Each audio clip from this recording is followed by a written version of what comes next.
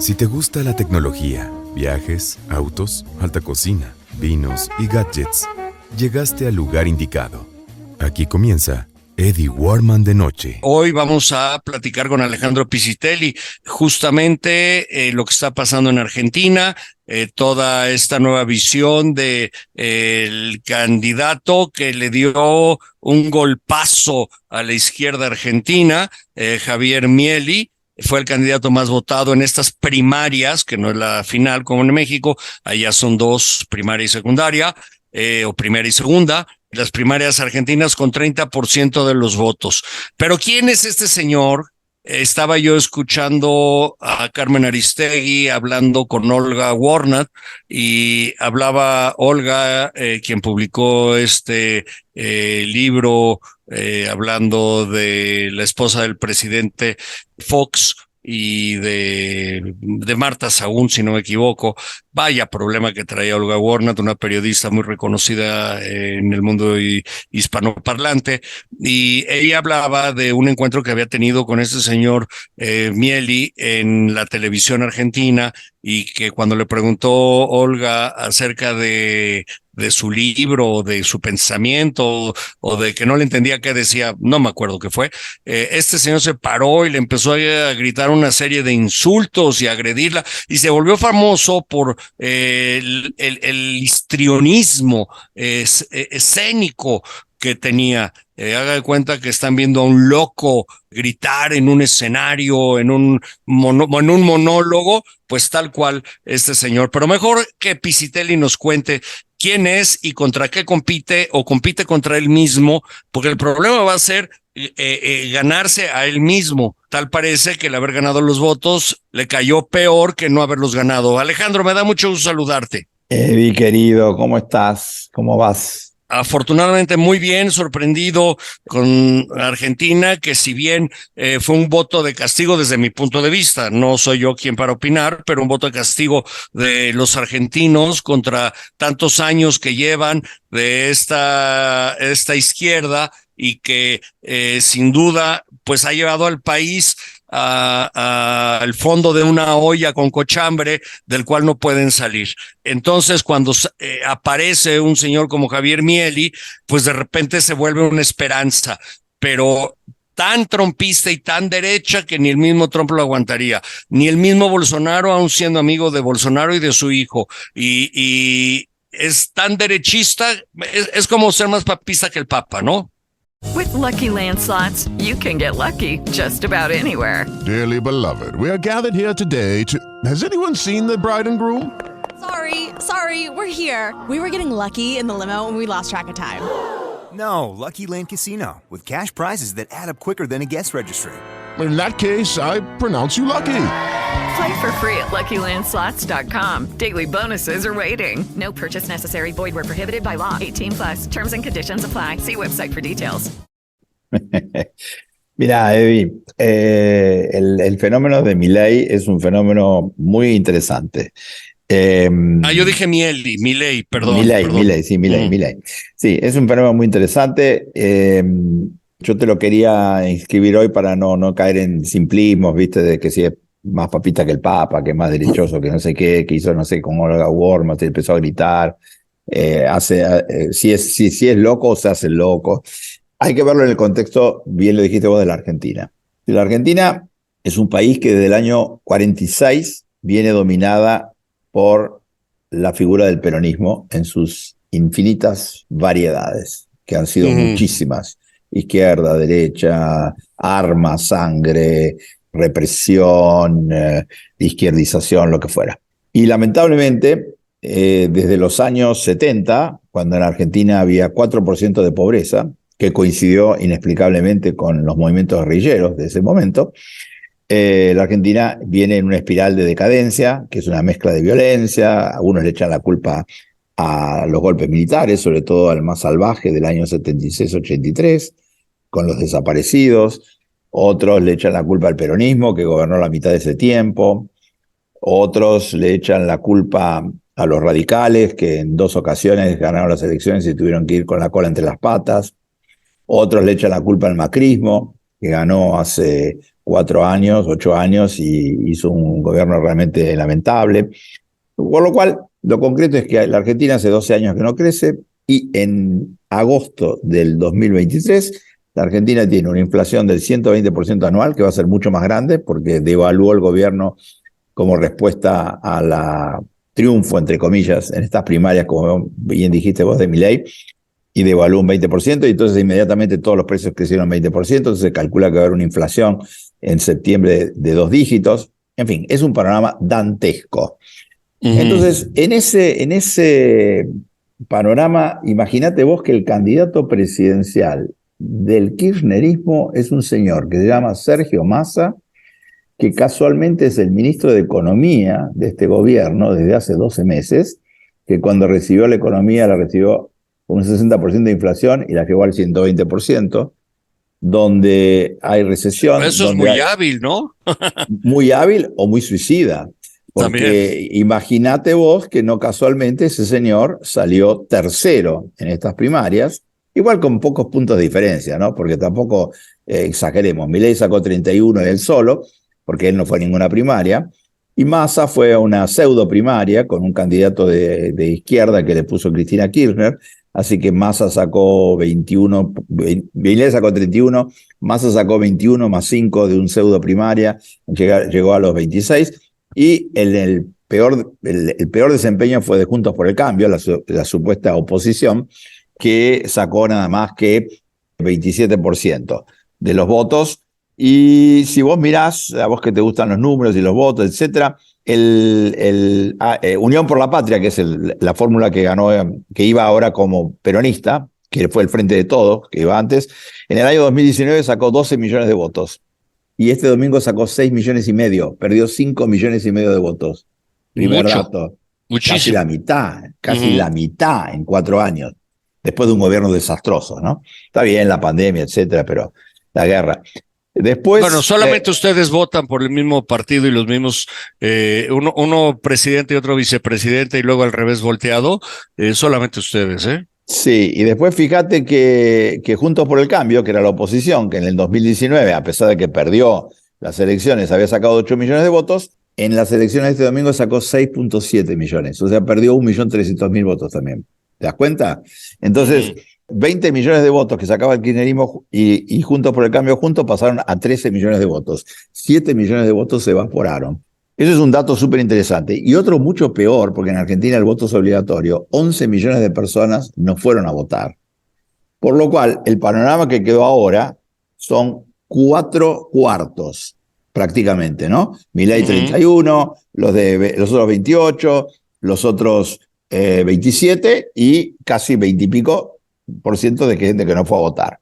Y gana Milei. ¿Quién es Milei? ¿Quién es este señor Milei? Si vos lo ves y escuchás el discurso que dio el señor Milei el domingo, te vas a tirar de los pelos, está loco, grita, le dedica el triunfo a sus perros, otros dicen que uno se murió y que tenía 4 o tiene 5 mastines y que clonó a uno. Y lee la cuija con uno y con otro, ¿no? Algo así. Clonó a uno y después hay gente que lo denigra, dice que está enamorado de la hermana, que no le conocen novia, en fin, todo tipo de estas cosas de jugadas sucias que se hacen todo el tiempo. Por eso me pareció interesante.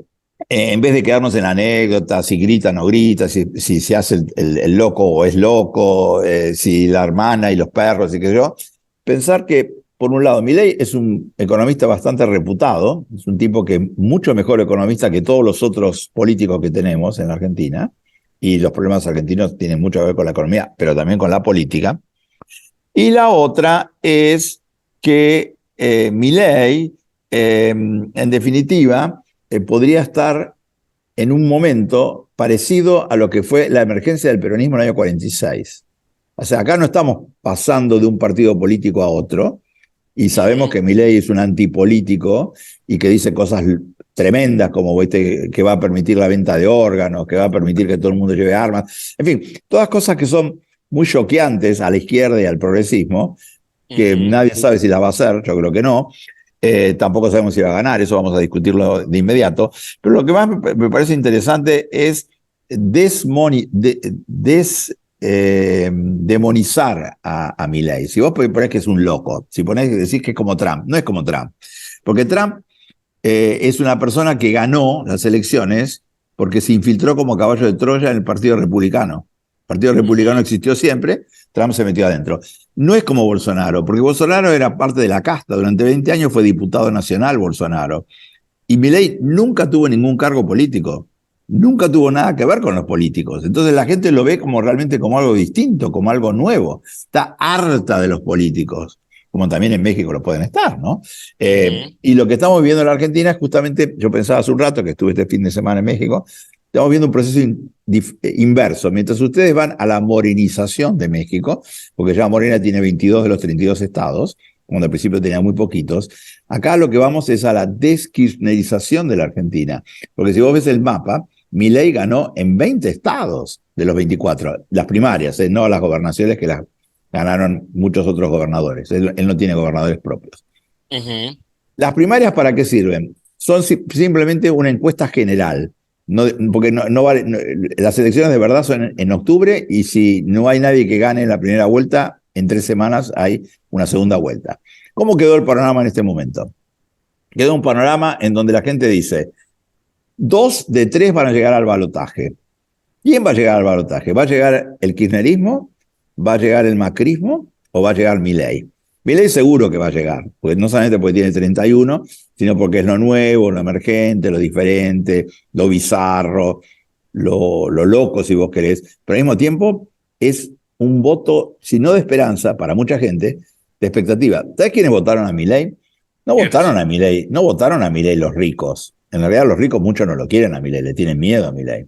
No votaron a Milei los desencantados de la política de otros partidos. Votaron los jóvenes pobres, votaron a Milei gente de las provincias del interior que siempre fueron feudales y que nadie se que era voto peronista. O sea, básicamente, yo te dije, viste que te dije que el peronismo pasó de 12 millones a 6 millones y medio. Y los de Juntos por el Cambio pasaron de 7 a 5 y pico. Esos 7 millones de votos, ¿de dónde los sacó Milei? Básicamente se los sacó al peronismo. Quiere decir que Milei está encarnando ahora muchas de las expectativas, por eso insisto, no sé qué siquiera son esperanzas, son expectativas de la gente que antes votaba al peronismo. Estoy hablando con Alejandro Pisitelli, él es especialista en educación disruptiva, filósofo, escritor, historiador, conferencista, maestro y platicador.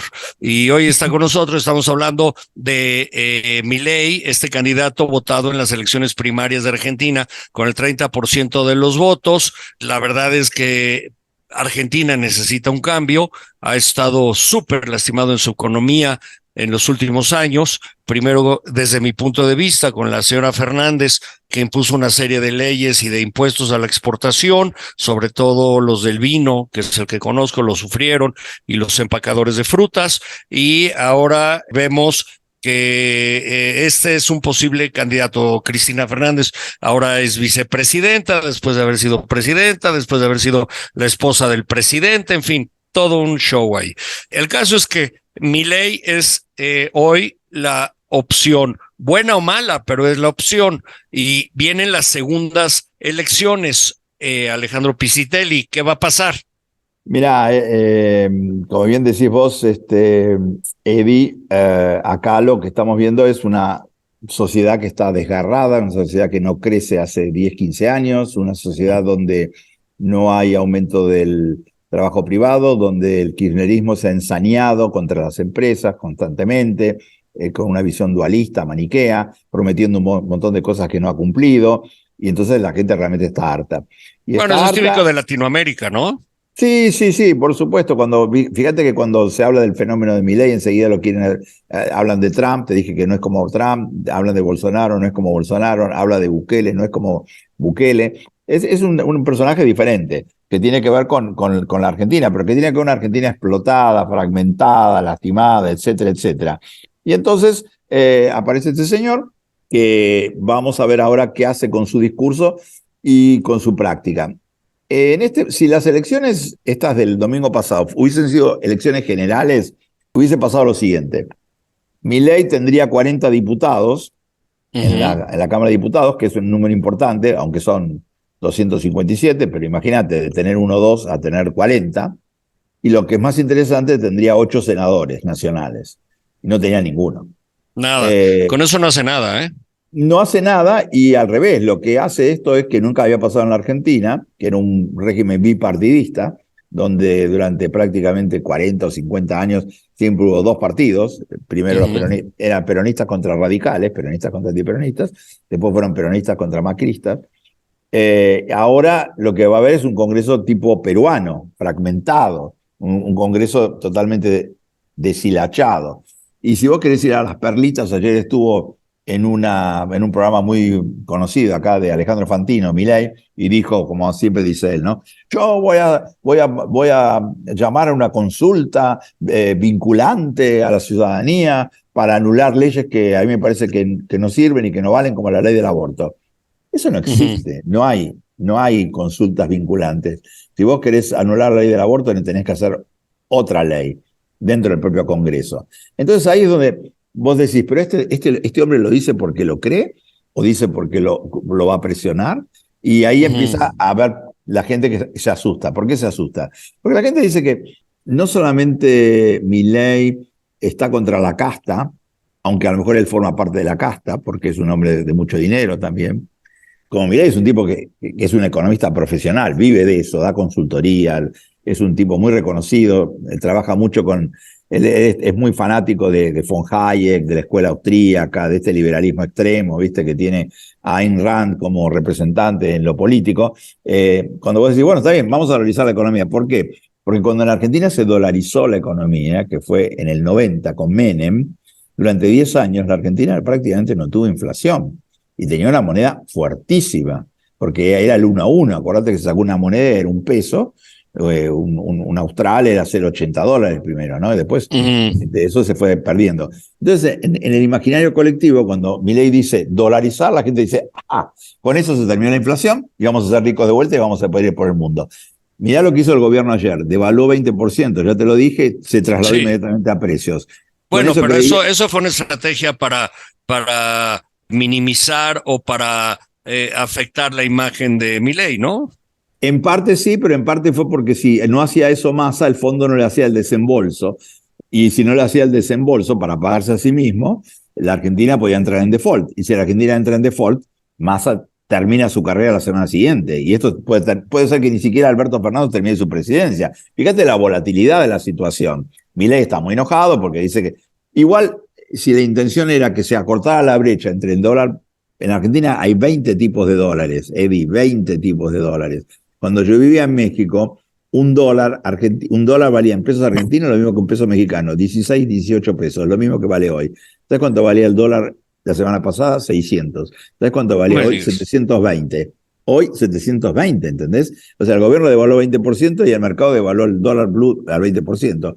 Estaba hace un rato en una conversación, dice, nadie compra, nadie vende, nadie quiere hacer ninguna operación, nadie sabe cuál es el costo de reposición. Es una situación complicadísima, muy complicada, y vos ves cómo esta gente pisa huevos, está viendo qué hace, qué no hace, pero no va al fondo de la cuestión. El fondo de la cuestión es que la Argentina es un país, no te digo rico, pero que tiene un capital humano poderosísimo. Vos conocés argentinos, tenés amigos argentinos se fueron a México en el 76 con el golpe militar y fueron todos universitarios, fueron todos gente súper capaz, gente que argenmex, que quiere muchísimo a México y que siempre se han destacado ahí. Este es un país que tiene un capital humano espectacular, pero lo que tiene es una dirigencia política extrafalariamente horripilante. Entonces Milei es un vivo en ese sentido, dice, la casta política es la que no deja que la Argentina se desarrolle. Y es cierto eso. Pero ¿cómo lo reorientás eso? ¿Cómo lo reinventás? Es muy difícil, es muy difícil.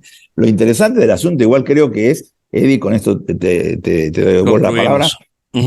Sí, concluimos. Creo que lo interesante es no demonizar a Milei, porque si uno demoniza a Milei, no entiende nada de lo que está pasando. Milei es un emergente, 7 millones de personas lo votaron, puede ser que lo voten más gente. Y si uno dice, no sé por qué lo votaron, no entiende nada. Hay que tratar de entender por qué la gente vota a Milei, y la gente vota a Milei porque la clase política que nosotros tenemos no ha dado soluciones, se ha enriquecido en connivencia con sindicalistas, con empresarios, con un montón de factores de poder, todo esto que llamamos la patria corporativa, y entonces Milei, para alguna gente, es la ilusión del cambio. Si lo será o no será, no lo sé. Es una ruleta rusa, hay que tener cuidado con lo que hagamos. Caray.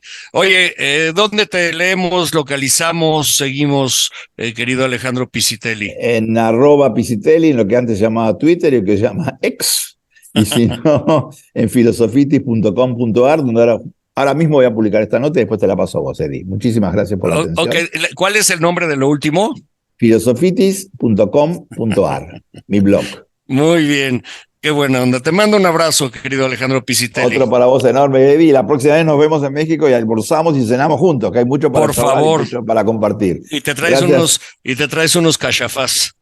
Exactamente, alfajores cachafás, que son los que le gustan a Eddie. Los Hasta suavecitos. la próxima, Eddie.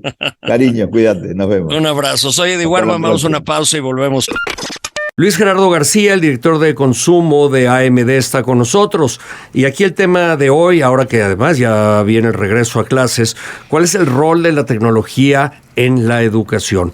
Hemos hablado mucho, o se ha hablado mucho de los libros de texto, ya quemaron en muchas partes, ya los bajaron, ya los subieron, hay un encontronazo ahí de 2 ferrocarriles, o 3 o 4, pero nadie ha analizado qué tan importante es la tecnología en la educación. Y vámonos hasta ese punto. Casi todas las escuelas ya usan computadoras para sus alumnos. Me imagino que en una cantidad importante de escuelas públicas utilizan las computadoras, utilizan el Internet, no en todas partes lamentablemente llega, pero en aquellas comunidades, ciudades, estados, en fin, entidades, a donde llega el Internet se usa la computadora.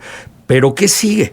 ¿Qué es lo que hace una empresa como AMD, que es un desarrollador de procesadores, para que desde 1969 a la fecha vaya evolucionando con la rapidez espacial que utiliza, que vive la tecnología en el mundo?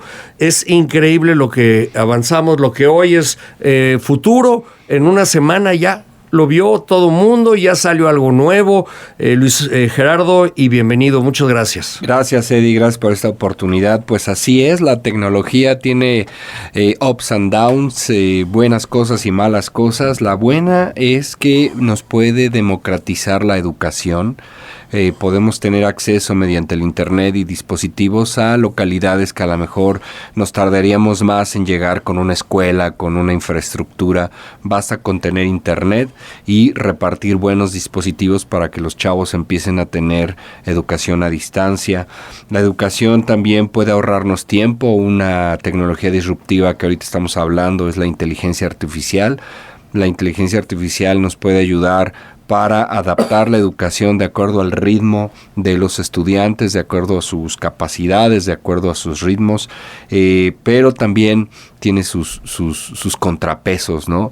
Nos puede abrir más la brecha con las diferencias que tenemos en la sociedad, ¿no? Porque no todas las poblaciones tienen acceso a tecnología, no todas tienen Internet, y esas comunidades se van a quedar cada vez más atrasadas.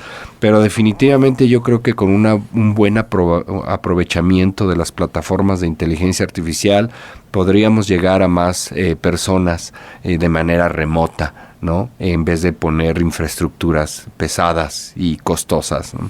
Hablemos de arquitectura de procesadores de computadoras. ¿Qué significa eso y qué es lo que hace AMD? He estado con ustedes en 20 años con diversos directores de AMD y conozco los avances, pero me gustaría que tú le expliques al público, radioescuchas y a los de la página de Eddie Warman, ¿qué es la arquitectura de los procesadores?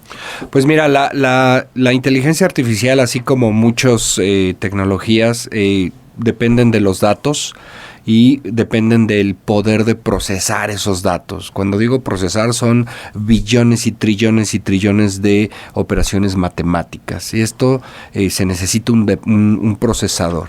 El reto viene porque los procesadores nos han vendido con la idea de que los procesadores entre más rápidos son mejores para estas tareas, y no precisamente. La gran ventaja de AMD es de que tiene unos procesadores tan avanzados que el transistor que va dentro de la pastilla es tan pequeño pero caben tantos transistores al mismo tiempo que podemos hacer procesamientos al mismo tiempo de manera más eficiente con un ahorro significativo de energía.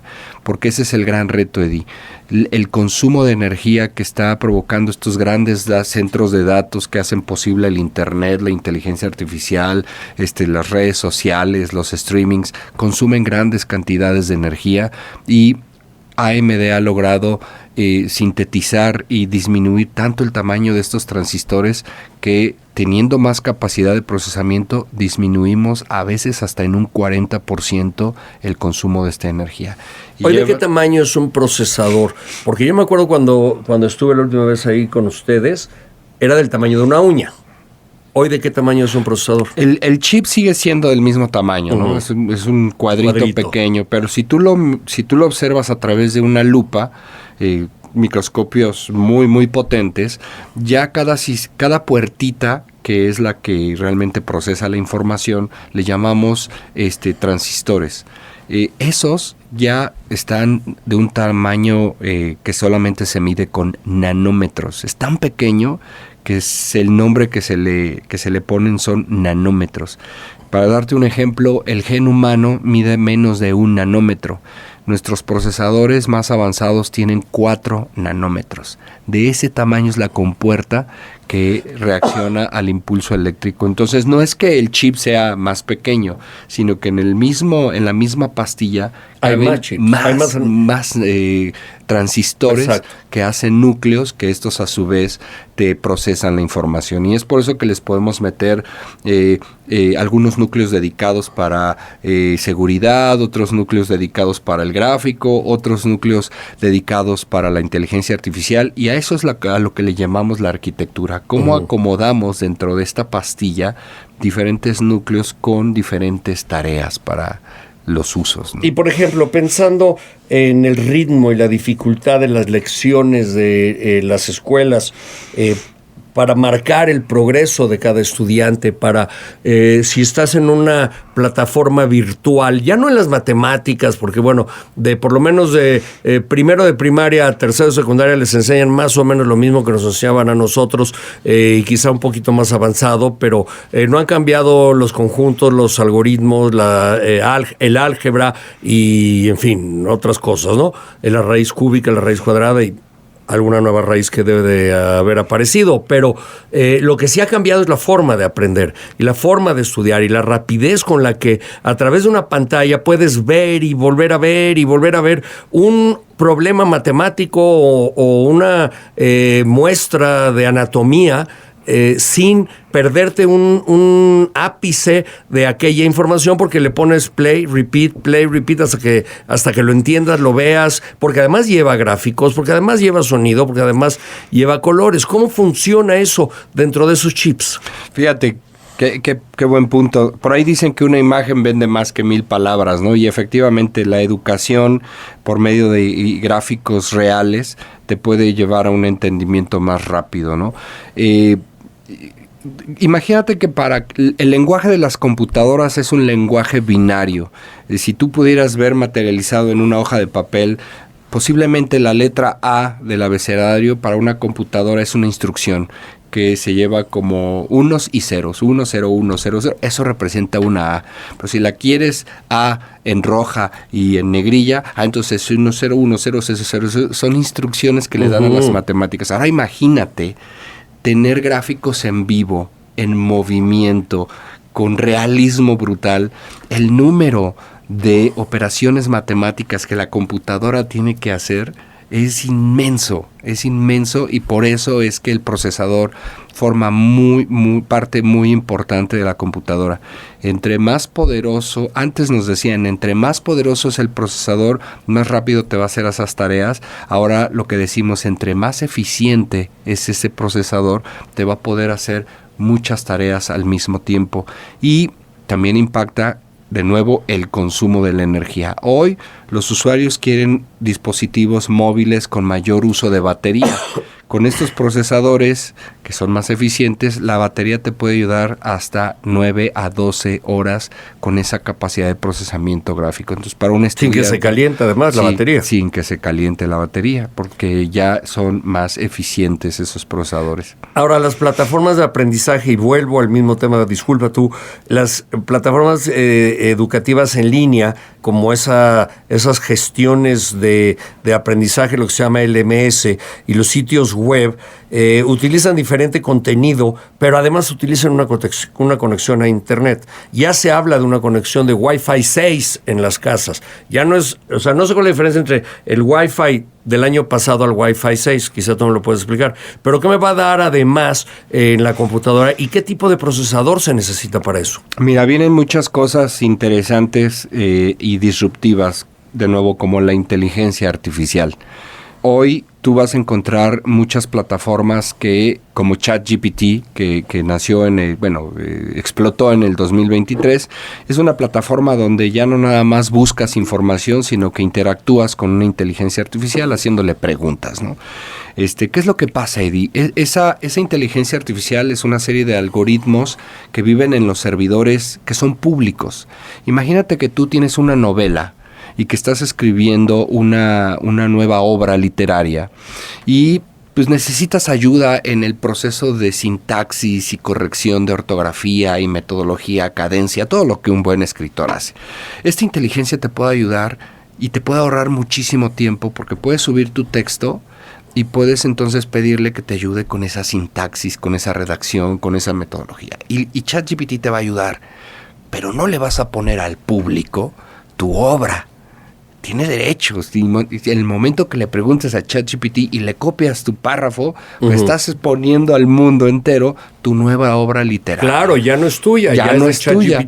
Ya el siguiente que pregunte acerca del mismo tema o que se vaya por los mismos temas, pues va a tener tu obra a la mano y la inteligencia artificial va a echar mano de tu obra. Entonces, llévalo a una propiedad industrial, llévalo a una fórmula científica.